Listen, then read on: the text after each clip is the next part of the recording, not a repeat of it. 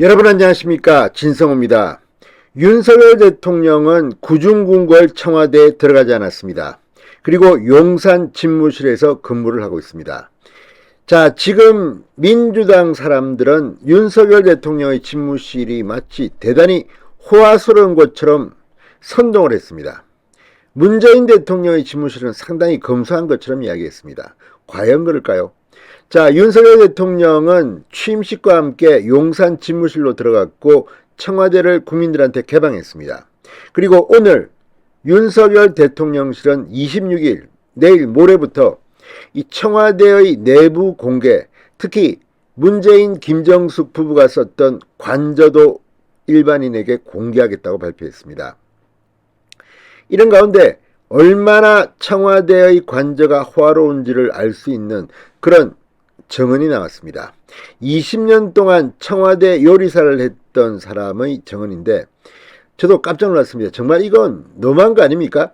아니, 문재인 김정숙 부부가 썼던 침실이 80평이랍니다. 80평인데 침대는 딸랑 한 개였다고 합니다.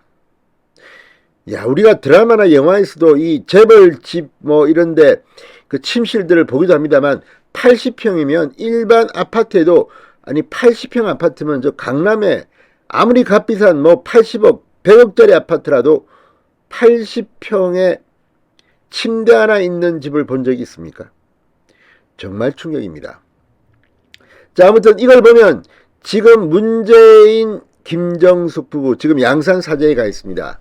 상당히 사저가 좁게 생각될지도 모르겠습니다. 물론 문재인 김정숙 부부만 그런 건 아닙니다. 그 전의 대통령 부부들도 이곳에서 생활했을 겁니다. 그런데 이러니 윤석열 대통령이 청와대에 가지 않은 겁니다.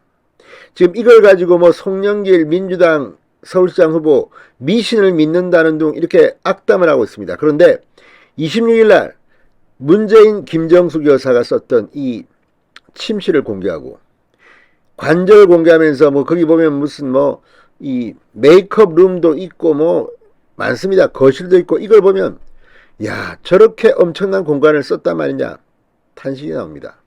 이제 문재인 정권이 왜 윤석열 대통령이 청와대에 들어가지 않고 용산으로 간다고 했을 때 그렇게 입에 거품을 물고 반대를 하고 악담을 퍼붓는지를 알 것 같습니다. 진성호의 직설 시작합니다. 방송에 앞서 아직 진성호 방송에 구독자가 아니신 분은 붉은색 구독 버튼 눌러주십시오. 더 좋은 방송으로 보답하겠습니다. 자, 김대중 정부 초기인 1998년부터 문재인 전 대통령 취임 다음 해인 2018년까지 무려 20년간 청와대에서 요리사로 근무한 천상현 씨가 최근 개방된 이 청와대를 방문한 자리에서 관저를 보며 이렇게 말했습니다. 대통령님 침실은 저 왼쪽 마지막이 침실이에요. 한 80평 돼요. 침대 하나밖에 없어요. 엄청 무서워요. 자, 중앙일보가 이 천상현 씨의 코멘트를 보도했습니다. 이걸 보면 야, 80평짜리 침실, 침대 달랑 하나 무섭답니다. 이게 청와대의 진실입니다. 여기 안 들어가고 외교부 장관 공간 간다고 해서 민주당의 인간들 또 뭐 문재인 청와대 인간들이 얼마나 윤석열 대통령을 비난했습니까? 무슨 뭐 김건희 씨가 강하지 않고 와서 뭐 정의용 장관의 뭐 나이 많은 뭐 8순인가 7순인가 나가 있어라. 왜 이렇게 발언했는지를 이제 알 것 같습니다.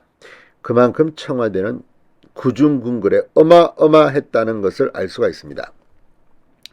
자, 청와대 최초의 중식 요리사로서 김대중, 노무현, 이명박, 박근혜, 문재인 5명의 대통령을 모셨던 이 천씨, 천요리사의 증언입니다. 야, 이건 정말 대단합니다. 자, 이 뉴스관과의 인터뷰에서 천씨는 청와대 곳곳을 돌며 이곳에서 있었던 에피소드를 소개했습니다. 청와대 정문에서 본관으로 이어지는 길에서 그는 대통령이 겨울에 출근하다가 차가 미끄러져서 난리가 났다. 그래서 막 길을 녹였다. 여기는 대통령님 외에는 못 다닌다. 저희 직원들은 저쪽 옆문으로 다닌다고 말했습니다. 이 무슨 조선시대 왕조시대입니까? 옆문으로 다닌답니다. 앞서 노무현 전 대통령은 이 길에서 자전거를 타고 다니는 모습이 포착되기도 했습니다. 천 씨는 문재인 정부 때는 본관을 많이 쓰지 않았다. 행사할 때만 썼다고 말하기도 했습니다. 자, 이걸 보면 정말 청와대를 개방한 윤석열 대통령의 용단은 신의 한 수입니다. 신의 한 수. 자, 관저를 돌아보던 천 씨는 한쪽에 놓인 장독대를 가리키며 영부인님들하고 같이 된장, 고추장 담갔다. 맛이 있든 없든 하라는 대로 담갔다. 우리 마음대로 담을 수가 없다. 자, 관저는 직원들 가운데서도 정해진 사람들만 들어올 수 있었다고 합니다. 저희 요리사들 외에는 못 온다. 우리 요리사들도 관저까지 오기에는 4단계를 거쳐야만 한다.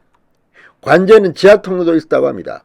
침실 쪽에 대통령집 서재나 그 안에는 가족 식당이라고 표현했는데 그 안에서 지하로 빠져나가는 뒤통로가 하나 있다. 아마 전시나 무장 간첩들이 침투했을 때 등 비상시 빠져나갈 통로일 것이라고 설명하기도 했습니다. 근데 문제는 이걸 보면 알 수가 있습니다. 이 어마어마한 청와대 구중궁궐, 이거는 정말 좋은 곳입니다. 그렇지만 윤석열은 특혜를 거부했습니다. 이러니 문재인 전 대통령이나 뭐 이렇게 마지막까지 악담과 저주를 퍼본 게 아닌가 싶습니다.